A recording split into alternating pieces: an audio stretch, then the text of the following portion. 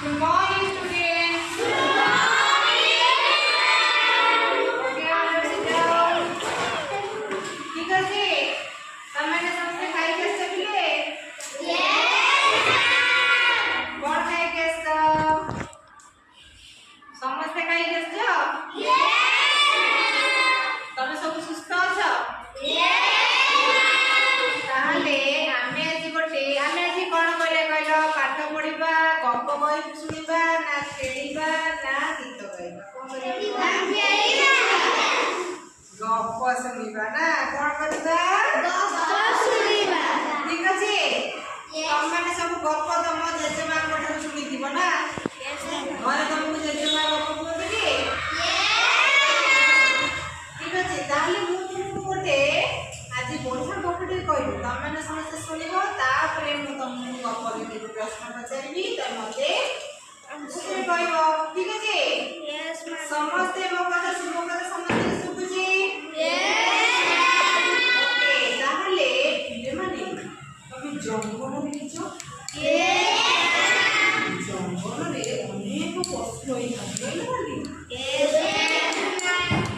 ହୋଇଥାନ୍ତି ନା ନାଇଁ?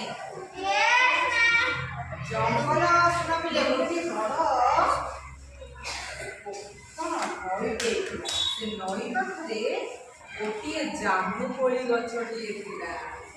ସେ ଜାମୁକୋଳି ଗଛରେ ଗୋଟିଏ ମାଙ୍କଡ ରହୁଥିଲା।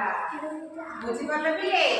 ଜାମୁକୋଳି ଗଛରେ ଗୋଟିଏ ମାଙ୍କଡଟିଏ ରହୁଥିଲା। ସେ ମାଙ୍କଡ ସବୁ ଜାମୁକୋଳି ଖାଏ।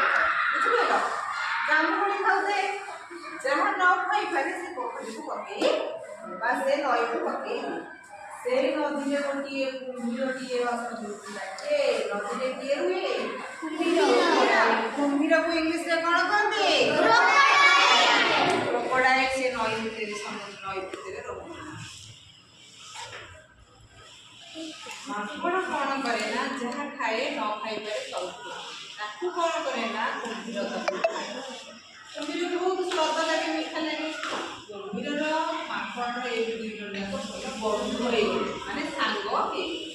ଯେତେବେଳେ ଭଲ ସାଙ୍ଗ ହେଲେ କୁମ୍ଭୀର କହିଲା ମାଙ୍କଡ ଭାଇ ତମେ ମତେ ସେ ଜାମୁକୋଳି ଦଉନ୍ତନି କିଛି, ମୁଁ ମୋ ଘରକୁ ଦିଅନ୍ତି। ସେଠୁ କୁମ୍ଭୀର ମାଙ୍କଡ କହିଲା ହଉ ଠିକ ଅଛି ତାହେଲେ। ମାଙ୍କଡ କଣ